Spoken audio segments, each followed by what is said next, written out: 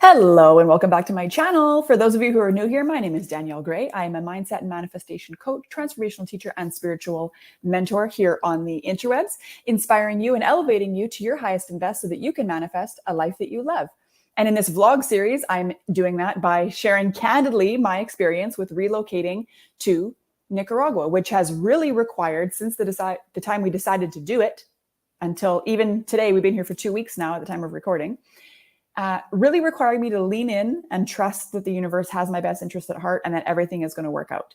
So over the last several vlog episodes, I've been sharing some of the processes and trials and tribulations we've gone through to get here, including how and why we decided to come, dealing with other people's opinions about being here, a bit of a financial tower in the tarot cards moment as we approach leaving, and navigating other people's opinions and so on. So in today's episode, I actually want to talk about adapting to living off grid. In the last episode, I did talk about, it's a bit of a lengthy episode. I talked about our experience being here for the first 2 weeks and a bit of a gong show I had with my luggage and the whole getting across the border process and adapting to life here. But in this episode, I want to talk about adapting to living off grid specifically, which is not necessarily has really that much to do with Nicaragua specifically, because I know you can live off grid anywhere, but my experience living off grid here in Nicaragua is what I'm going to share with you today. So like I said, we live in a previous episode, I said, we are living in a casita, 450 square foot, efficiently used space casita on 7.5 acres of jungle in San Juan del Sur, Nicaragua. Rivas, I guess, is actually the town. Anyway, and it is interesting to adapt to living off grid. Thankfully, we had some experience with it as we perfected our motorhoming skills over the several years we had a motorhome. We continued to practice and get better at being off grid without hookups and stuff, motorhoming. So it's not really that much different, but this is a permanent situation, right? So we do have city water hooked up to a pump down at the end of the road, which pumps water up to the cistern. We have solar power that we also have a backup generator in case the batteries get too low. Right now, I mean, obviously from time to time, somebody uses too much power, or we've got power tools being used because we are not me, but us on the property, my sister-in-law and brother-in-law are in the process of finishing building their pool and the cafe, which will be part of the boutique resort here at their property. And then at some point, they're going to build 6 more casitas. I don't know if they're going to do all 6 at once or one at a time or how that's going to work. And actually, we may even decide to piggyback and give up this casita to build one other casita that's a little bit bigger. Right now, the casita that we're in, like I said, is 450 square feet.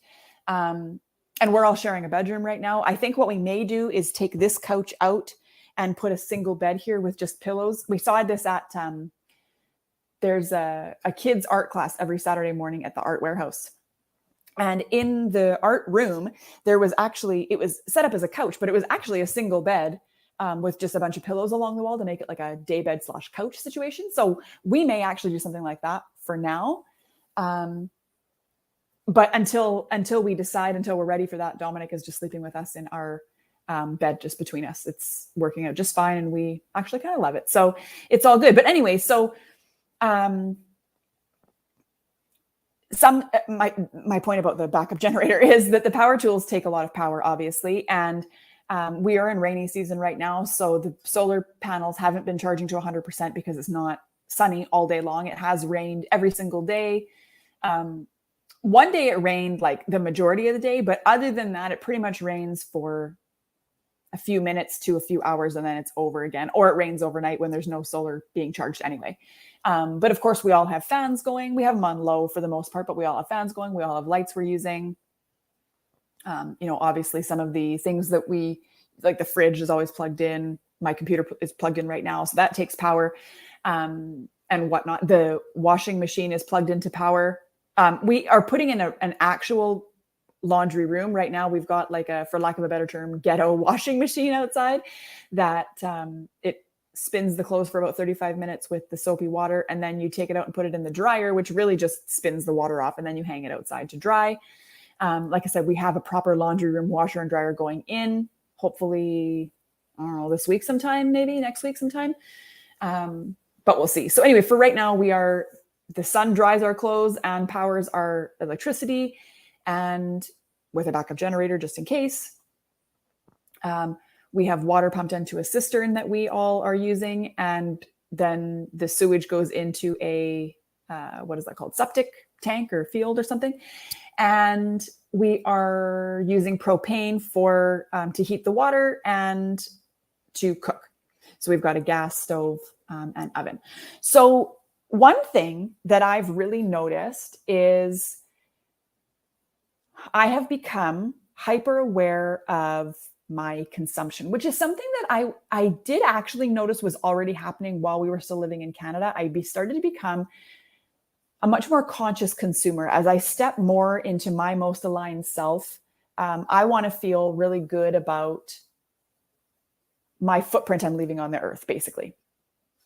And so I'm very aware of how much electricity I'm using and how much water I'm using, and if I'm being wasteful, and even down to the amount of packaging that comes on the products that I'm using, and buying things in bigger packages so that I can buy them less often, so it's less packaging, because obviously everything ends up in the landfill, especially here. As far as I can tell, they don't recycle. We do compost, which is good, but that's still only perishable things that would break down in the garbage fill anyway, right? So which you can include newspaper and paper bags and things like that, but anything plastic has to go in the garbage, even bottles and stuff. I don't know if you can return those. Tin foil, like none of that is recyclable. So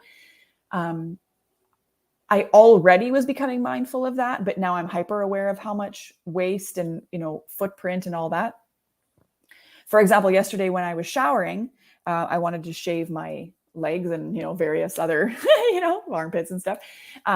I normally in Canada, I just leave the water running and it's on my back and I'm shaving my legs and it's all good. Well, here, I'm not going to do that because I don't want to be responsible for emptying the cistern and having to pump water up, because every time we turn the pump on, of course, the city charges us, right? And it's wasteful. There's no need to have the water running while I'm shaving my legs. And now I'm kind of disgusted with myself that I used to do that. But anyway, when we know better, we do better, right? So I would, do a couple of passes with the shaver and then turn the water on cold, rinse it off, and then turn the water back off and do it again. And that went on for a little while. And I'm careful not to use the hot water when I'm doing that because, first of all, the cold water is not actually cold. It's like room temperature.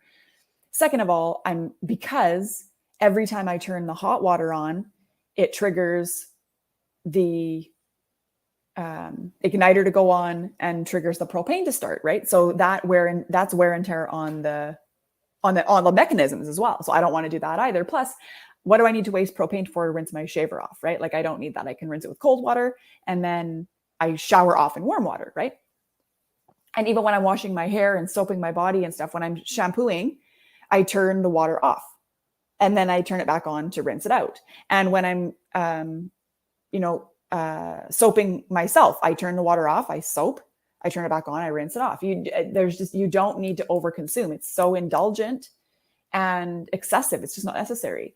And power, right? We go no lights on at all until about 5 when it starts to get darker. The sun sets around 5:45 right now. So then, of course, from then on, you need lights on. The only thing we have consistently on is our fans are always on low because A, it's too hot, and B, it prevents against mold with the air circulation. Because it's so humid, anything that's left bundled up damp, it will grow mold on it. I've already had to try to rescue a pair of shorts and my husband's hat because it got moldy. And that's just in 2 weeks, right? So I don't know. It's a learning process. But, one thing I've really noticed though, and I was reflecting on this the other night when we were out for dinner, and I did mention it in my Instagram stories the next day, is that because we're off grid, because I have to rely on the sun to dry my clothes, and because we're living off grid. I have to be super hyper aware of my surroundings. I have to be more mindful and more aware of all of the things, right? Like the weather, for example. Right now it's sunny, so that's fine. I can leave the couple of things that are on the line out there and they'll be fine. But if it starts to rain, I need to get out there and take those things back off the line, because although they are under cover, the rain will come in sideways. And if the rain comes in sideways and gets my towel wet that I've been drying for a day, well, I'm gonna have to start again, right? So it's important to be mindful of the weather. So I have to be tuned in to my surroundings. And so what I take from that, though, is the things that take up my time and energy. Like I spend a lot of my day taking care of the house. Like I spend a lot of time washing dishes because we don't have a dishwasher anymore, obviously, right? We're off grid. So I'm washing everything by hand. So I spend a lot of my day washing dishes, and you have to wash them immediately because if you leave them out, you'll get ants and the whole thing. So, and not the ants. If you've seen my Instagram stories, I did share that we had an infestation, not in the house, but outside of, I don't know if they were carpenter ants or fire ants or what, but they bite and it hurts. But these are little tiny, like they're so small little ants, but you don't want them in the house, right? Because once one comes in, then they all come in and then they want to eat everything and it's not good. So you have to make sure, I have to make sure that I'm doing the dishes regularly so they don't pile up. So I spend a lot of time taking care of the house and moving laundry around as it rains and going out there and checking on the laundry as it dries. I fold it up and put it away and keeping everything organized. And because we're in such a space efficient home, there's no room for clutter. Like there's no room for extra mess. There's no room for things to be left out. So I'm constantly reorganizing things. And I probably need to be better about asking my husband and my son to clean up after themselves, but c'est la vie, right? That is life. So I am taking care of the house. And then I'm being mindful of, you know, what kind of food we have in the house and what we need to get, because it's not like I can just walk to the store to get something. I have to get into the car and I have to go somewhere to buy food. And the best, I haven't actually been there yet, but apparently the most cost-effective groceries are in Managua, which is about a 3-hour drive. So we're going to do that on Monday for the first time. So I've been trying to limit how much groceries we're buying that are higher priced out here, because obviously I want to maximize my funds also, right? And I think in Managua too, it's more like it's kind of their version of like a half Costco, half Walmart kind of a situation. So you'll get bulk. So the packaging is less, so which is also good about, you know, for consumption and whatnot. But I have to be aware of what I've got going on in the house, and I have to take stock of what's out needs to be consumed versus what's in the fridge needs to be consumed, and what I'm constantly thinking, okay, what can I make with that? Because the groceries are not the same, right? Like it's not the same. I do have like a roast chicken I can do, but I don't have a roasting pan. So I've got to be creative and tonight I'm going to try to make actually tonight's pizza night. But anyway, I'm going to try to make some kind of roasting pan out of tinfoil on a cookie sheet and, you know, with veggies or whatever. And the fruits are different, and I don't have a blender for smoothies yet. So like I have to be very creative with what I'm doing. But anyway, my point to that is the things that take up my time and energy now versus when we were in Canada are so much more meaningful, I think, because my main stresses, which is not even stress, but my main stresses are, how much am I consuming? How can I cut back on the amount of, you know, on the size of the footprint that I'm leaving right now? And I find, reflecting back on my life in Canada, it's like me and everybody else, a lot of the problems that we have are self-inflicted. We create them ourselves. And a lot of them are created from overindulgence and just excessive consumption, like buying things we don't actually need that we can't actually afford. So now we have to pay off our debt. So now we have to figure out how to pay off the things that we don't actually need to buy. And, you know, we're stressing about how much our electricity bill is, for example, but it's like, well, why don't you just turn some freaking lights off? You know what I mean? Like, why don't you be more conscious about how much you're consuming electricity? Like, for example, coffee maker. I don't think coffee makers take up a lot of electricity to begin with, but since we've been here, we've been using a French press to make coffee. And it's amazing. And I'm thinking, well, why didn't I just have a French press before? Because I spent the last coffee maker I had, it was like a KitchenAid fancy timer, the whole thing. I spent $100-something on that coffee maker. And this French press probably was like $20, $30, maybe.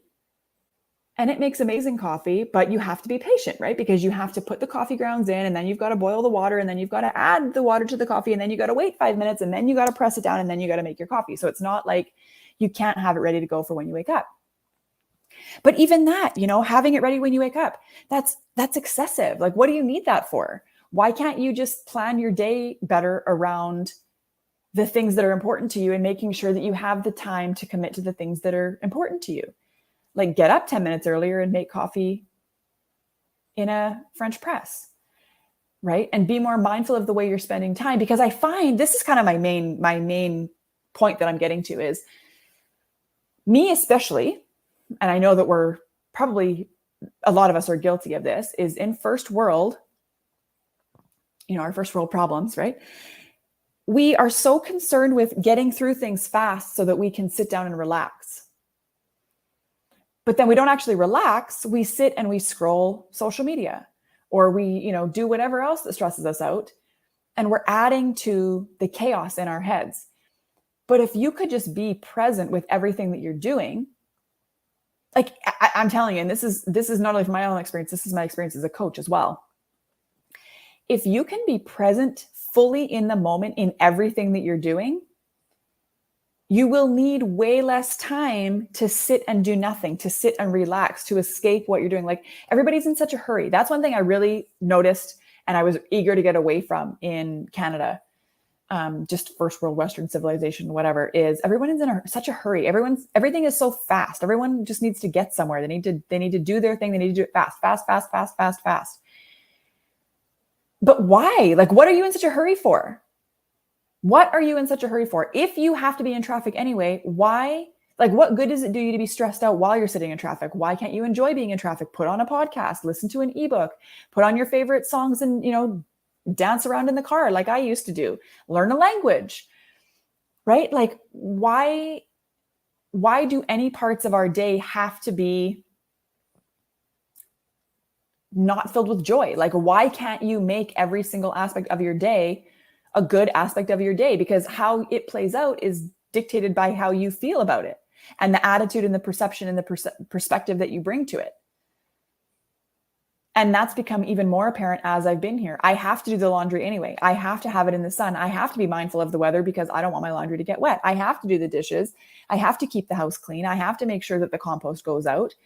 I have to make sure that there's nothing rotting in the garbage because I don't want bugs. I have to make sure that I'm turning the water off intermittently so I'm not leaving it running. I have to make sure that I don't preheat the oven longer than I need to. So I'm cooking, I'm preparing, then I'm turning the oven on, and then I'm putting it in the oven right away. And then I'm cooking it until it's done, and then I'm turning it off. I'm not wasting time, energy, money, gas, water, anything.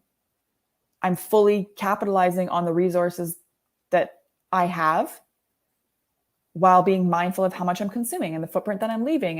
And like I said, down to what I'm buying and making sure that the packaging is compostable or recyclable or reusable, or at least is not, it minimizes the amount of stuff I have to put in the landfill. Right. And and it's funny because if you think about it, not really that much has changed. Like, I still have the same business. I still have the same obligations in that sense. And now I'm homeschooling my son too. My husband's going to be doing it when he's done all these little projects, but he's really busy helping fix things around the resort right now. I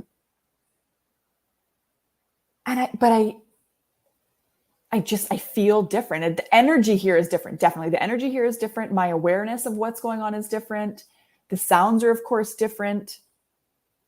The way of life is definitely different. Nothing happens quickly here, which at first is a little bit frustrating because we're so used to things happening immediately. But if you think about it, a lot of the way that we do things here is how things used to be done before people improved the way that they can be done. And I'm all for improving efficiency and everything, but a lot of the efficiency, there's butterflies flying around outside, but a lot of that efficiency also comes at the cost of a bigger economic footprint, a bigger, not economic footprint, that's not what I meant to say, environmental footprint, sorry. Right? And so that's something that I really hope to promote and get across and inspire in you, is to really be mindful of the footprint that you're leaving. And not only that, but also enjoying the time that you're spending, like however you're spending your time, find a way to enjoy it.